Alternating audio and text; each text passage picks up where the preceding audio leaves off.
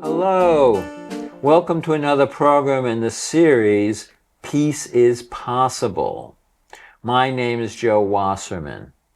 Today I welcome Lisa Sementilli to the program to discuss her music tour of Cuba. First, I would like to read a statement of introduction from Henry Lowendoff, who has also been to Cuba and has been an outspoken advocate for peace. In 1996, the well-known, and I'm quoting from Henry's statement now.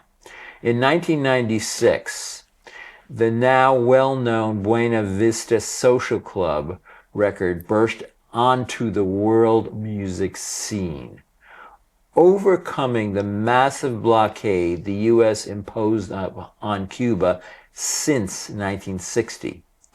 The documentary about this extraordinary set of musicians won numerous awards and was nominated for an Oscar.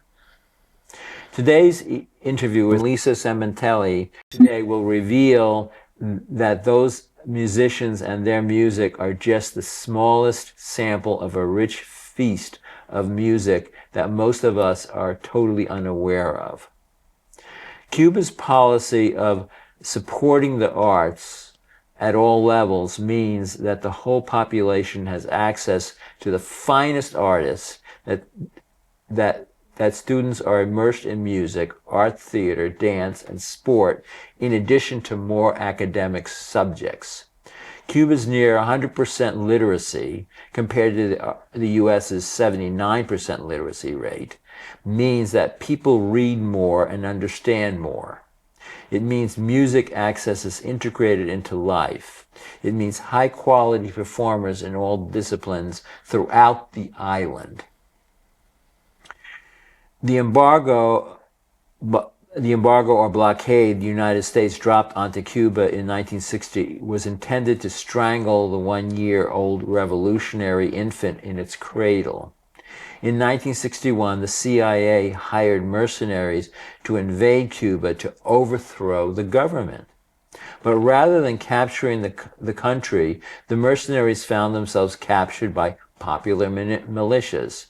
The invasion and multiple instances of sabotage, terrorist bombings of hotels and airlines, and the blockade have inflicted serious pain on the Cuban people, but failed to snuff out their popular revolution. To increase the pressure on the Cuban people by making the economy scream, in the words of Henry Kissinger, Donald Trump in his first administration named Cuba as a state sponsor of terrorism, a totally false designation that allows the U.S. to penalize any entity, any corporation, any bank on earth that does not do business with Cuba, that does business with Cuba, by imposing enormous fines and threatening the loss of the U.S. market. The result is that businesses around the world are afraid to do business with Cuba. The consequences to Cubans is inability to purchase fuel or spare parts for the electric grid, leading to blackouts, the inability to purchase medicines and medical devices like pacemakers, leading to more morbidity and mortality, and the inability to even purchase milk for infants and children. Perhaps this sounds familiar. Why has the U.S. government taken the trouble to drive regime change in a country of about 11 million people, 1/30th of our U.S. population? Perhaps it's because Cuba exhibits a different kind of society, one that makes education free to everyone at all levels, healthcare free, housing affordable, and is known around the world for sending medical personnel to provide healthcare to the poorest of the poor countries, a generous gift that Secretary of State Marco Rubio calls slavery. Moreover, Cuba has no billionaires to buy and influence and vacuum up most of the wealth. Yes, there is no doubt that the Cuban people are suffering from the illegal U.S.-imposed blockade. their economic development has been retarded. But the existence of that blockade is proof that a small nation, small island with a social system that favors people before profits scares our own billionaires. While the U.S. government does not make it easy to travel to Cuba, as Lisa can testify, it's possible to visit Cuba and see for yourself, to bring the better angels among the people of the U.S. to meet and share with our neighbors. There are numerous organizations that offer tours. Check them out. So, my feeling is that whether you support the Cuban Revolution or feel that there's faults in the Cuban Revolution, Cuba has a right to develop on its own without these horrible sanctions that make it difficult for mothers to purchase milk for their infants, or for the Cuban doctors to get a hold of critical medical equipment to save lives. These sanctions hurt the most vulnerable in Cuba and should be lifted. And Cuba should be allowed to develop in its own way. One should recognize that our revolution was flawed. If you consider the fact that slavery existed at that time. Whatever you're feeling about the Cuban Revolution, the Cuban people have a right to develop the way they choose to, and develop the social system and economic system they choose without the influence of the U.S. I want to, first of all, I want to welcome Lisa to the program. Lisa, thank you for joining us. Thank you. Tell us about yourself and your background. Sure. So I grew up in Connecticut, in Bridgeport. I've lived in Bridgeport, Hartford, and New Haven. I've been in West Hartford for about 25 years now. And just before moving to West Hartford, actually probably 30 years ago, is when I fell madly in love with Cuban music. That was pretty much my first introduction to Cuban culture, was through the music. And my entry point was really Afro-Cuban music. I'm just a music lover. I'm not really a musician of any sort, but that music spoke to me in ways that others didn't, and still does. So all of the information that you first read from Henry about the Buena Vista Social Club, which is now also a Broadway play, that came kind of through, American musicians and others that brought it here. But the traditions in Cuba go back, hundreds of years. And what's remarkable about Cuban music is the fact that they have sustained the culture and the African traditions from the people that were enslaved, and African rhythms from different nations to this day, and celebrate it. And it has not only survived, but thrived and fed a rich tradition of everything from jazz to pop throughout Latin America, throughout the world. Thank you. What drew you to music? Yeah. There's a tremendous spirit of survivalism in Cuba that is, permeated through the music. And I'm a Latin music lover, but the tour was organized around the 40th anniversary of the Jazz Festival in Cuba, which draws people musicians from all around the world. And a lot of the people that I met, so the tour that I went to was really dedicated to honoring, uplifting, and supporting local artists and small artists and local producers and all of that, and helping to support and build up the community, including the music community and the music business in Cuba, really. so the tour exposed us to lots of different musicians at different, from nationally famous drummers to, up and coming groups. And what was really striking to me is that many of the musicians in Cuba are multi-instrumentalists at a minimum. They tend to play different styles of music and play with each other in different combinations. And in addition to that, they, even though the embargo, prevents them from really sort of exporting and, working to some degree internationally, because it's not easy to travel or even to get supplies like music supplies as well. Despite all of that, many of them hold jobs in other sectors and still keep the music alive. I wanted to note that with the tour that I went on, it was organized by Havana Music Tours, which is owned by an American percussionist and a Cuban ethnomusicologist and folklorist. A big part of the tour was that we were encouraged to do service, to bring donations, etc. And one of the things that we brought were music supplies, because it's really hard to repair instruments in Cuba because of the blockade. So that was one of the things that we did. We were able to bring, music, parts of instruments, strings, reeds, drumsticks, and used instruments as well. Okay. How does music play a part in the daily life of the people of Cuba? Well, it is definitely intertwined, and one of my favorite memories from my trip is we were in one of the oldest cities in Cuba called Trinidad. So in Trinidad, every morning when I would wake, I would hear all of the rehearsals of all the musicians in the town kind of greeting me at the top of the morning with their rehearsals for that evening. And there's live music, basically free every single night. So music is integrated in every way into community life.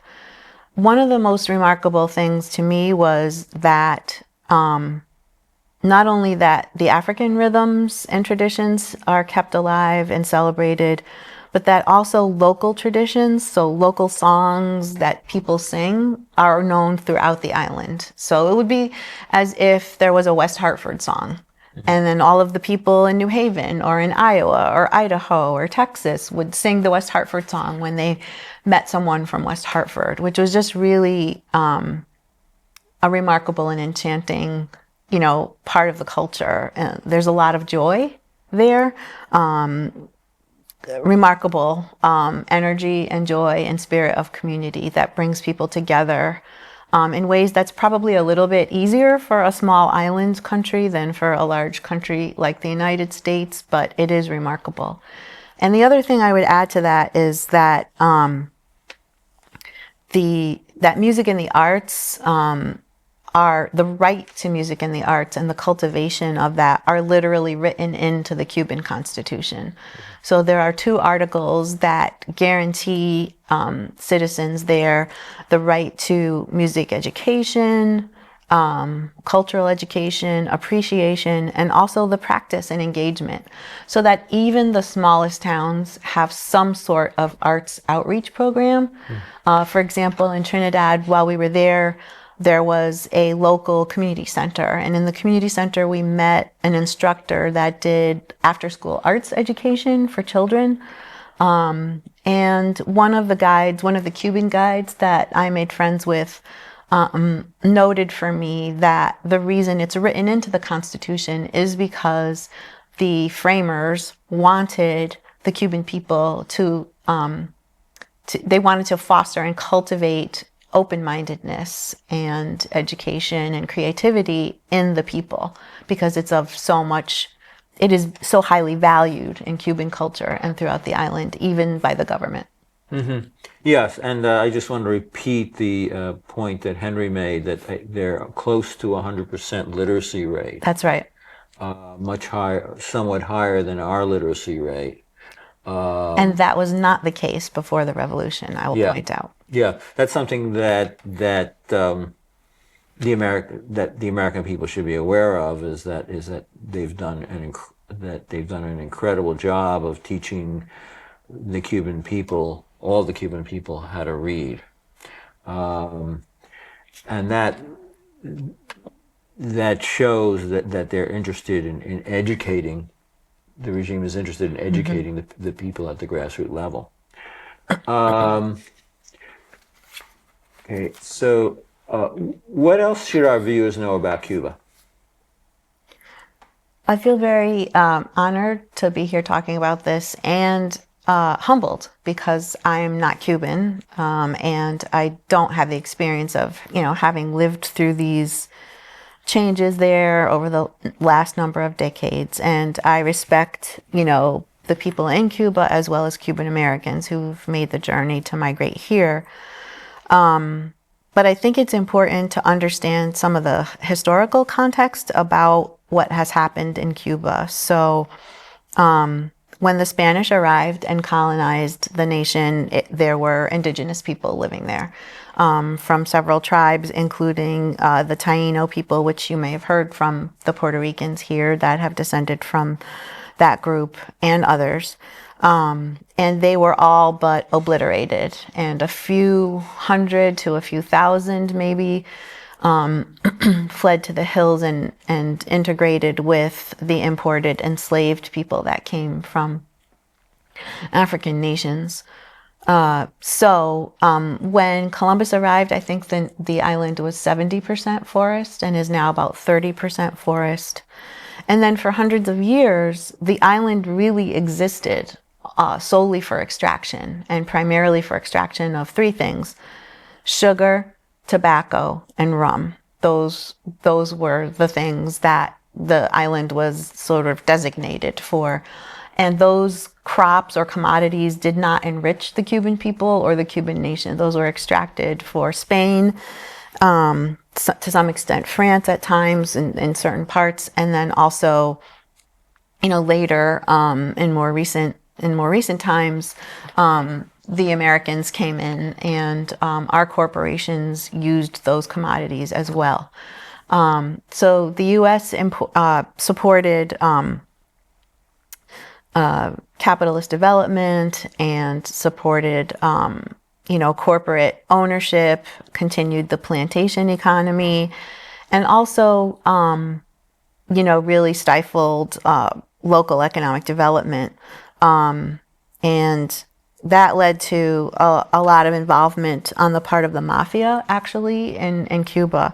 And so you can read a lot of interesting information about what happened during like the Kennedy years and, after that, which I won't go into, but there's a lot of information and a lot of interesting activity on the part of Americans, including the introduction of, for example, the swine flu, and you mentioned some other activities that were meant to undermine self-determination. But I wanted to point out that the revolution was not brought about as a communist plot or even a communist model. Really, it was originally an anti-imperialist, anti-colonial struggle for self-determination on the part of the people. And a lot of the people who left since were, originally people who benefited from some of the economic, powers that were in existence there. And there's just been a lot of trauma in terms of the diaspora of the Cuban people, but also in terms of the people who've stayed and lived under the economic embargo and the system. Yes, I am of the opinion that we get a very distorted view of the world through our media, which is very heavily influenced by corporate power through advertising and through ownership. Um, and we get a very distorted view of Cuba as part of that distorted, one-sided view we're getting in the mainstream corporate media. Um, we don't hear about the 100% literacy rate. We don't hear about the free health care. We only hear about the parts of the things that are going on in Cuba that the U.S. media wants to emphasize. So we have to be very critical of what we see in the U.S. mainstream media about Cuba and about other things happening in the world as well. Tell us more about how the sanctions are impacting daily life in Cuba. There's a lot of suffering in Cuba now. Supply chain, particularly post-COVID, in the after-COVID period, is really strained. So people are very, there's a lot of ingenuity and people repair. You've seen all the famous pictures of cars, the cars from the United States from the 50s and 60s. But that's not the only industry that has been forced to, make do without. We talked about the musical instruments. There's a gross shortage of medicine and medical supplies, really gross shortage. And all of this is really preventable and avoidable. I think Americans we're taught that Cuba is a failed state. But we don't dig deeper into whether some of the struggles are a result of the embargo or of the economic system itself, because it's never, the Cuban economy's never been able to function fully formed as it was even designed to do, even with flaws or not flaws, but, with the embargo. So there's a rule, that the 180-day rule, that any ship that lands in a Cuban port is not allowed to dock in the United States for 6 months afterward. So if a Mexican ship carrying food to sell to Cuba comes through and does that, that ship can't ever dock 90 miles away in the port of Miami, for example. So that is a devastating piece of the embargo that really affects everything. When I was there, mothers would stop me on the street and ask for pens or pencils so that their children could go to school. They asked for gum. And a lot of people in Cuba prefer American cash, dollars, because there's severe shortage of cash flow and of access to banking and banks and credit and loans and all of that part of economic development. So when we were on the tour with Havana Music Tours, which is run by Musical Getaways, they also encouraged us to bring cash. We had to bring tremendous amounts of cash to pay not just tips, but a lot of our expenses with that form, as did they. So some folks and the tour operators also were forced to bring safes full of cash to fund the trip. So American banks will not allow credit cards to be used there. Now, we were there at the same time as Europeans and Canadians and others who could use their credit cards on the trip, who could do banking basically, but Americans cannot. So that makes it a little harder for people to travel. It does erect a barrier. It makes it harder. It also means that Cubans can't buy American products, which hurts our businesses. It hurts our capitalist system. There's more private industry in Cuba now than there used to be. And there's a lot of appetite to be able to, exchange goods, services, not to mention information. A lot of the musicians and artists and athletes and so on and so forth that would like to travel and who would like to share their ingenuity with the rest of the world are, labeled by the United States as terrorists because of the state sponsor of terrorism, and still restricted to this day from studying or continuing their studies or proliferating their music. So there's a lot of daily, the impact goes from, the small to the large scale. Yes, and if you agree that these sanctions should be lifted on Cuba, I would urge you to call our Congress people and senators, our representatives and senators, and ask them to lift the sanctions on Cuba. And if you have friends who live in Florida, ask them to do so, because that's really where a lot of the opposition and resistance is coming from, is the Cuban American community in Florida. Very powerful, with a lot of interest. And yet they do own businesses and property and real estate there. And also, Cuban Americans very generously do support their relatives by sending remittances every year, which is critical to the economy as well. So I just wanted to add that, because the role of Marco Rubio and other Florida policy leaders has been powerful with regard to the embargo. Okay, are you in communication with people on the island? What has changed since you've been there? What has changed? It's been, let's see, 9 months or so since I've been there. I am in touch with folks there. I'm also in touch with the Havana Music Tours, the folks that organized the tour. And they are developing nonprofit charity endeavors to support the Cuban people. They also, they're also continuing to operate the tours despite the harsh realities of the economy now. So if you're interested, I would say visit the website. Some young people are still trying to migrate, still trying to get out. So one of my good friends that lived in Cuba and was there as a guide and is a musician and a multi-instrumentalist, he has left for Mexico to have other opportunities. So yes, I'm in touch with folks, but also it's been hard. There are more blackouts. I know that much due to the grid and the limitations there. So most of the information that I do have access to comes from various news sources, but also, through personal relationships and through the Havana Music Tours company. Yes. Please contact Congress, our representatives and senators, ask them to lift these horrible sanctions on the Cuban people. And let's see how Cuba develops without those sanctions. Right. Let's see it. Maybe there is an alternative to a system that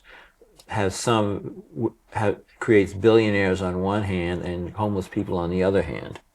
Maybe there is an alternative to it. We won't know unless they lift those sanctions. That's right. Thank you for your attention.